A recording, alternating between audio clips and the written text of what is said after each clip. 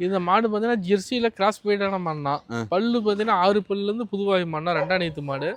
சுத்தமான மாடு ஹச்எஃப்ல தான் இது மாதிரி நம்ம மடி செட்டு பார்த்துருப்போம் பாருங்க ஹச்எஃப்ல தான் இது மாதிரி மடி 1 லட்சம் 1.5 லட்சம் போட்டு வாங்கிருப்போம் ஜெர்சிலையும் பார்த்தீங்கன்னா டாப்பான மாடு 25 லிட்டர் கரை வரும் நம்ம 23 லிட்டர் கேரண்டி கொடுக்கலாம் சுத்தமான மாடு அதனால் குறுங்கால் டைப்ல நல்ல கிளிக்கொம்பு அமைஞ்சிருக்காங்க நல்ல லட்சுமி கடாசமான முக லட்சணம் தண்ணி தீனி கறவிக்கு அற்புதமாக இருக்கும் தோட்டத்து மச்சலே வளர்ந்த மாடு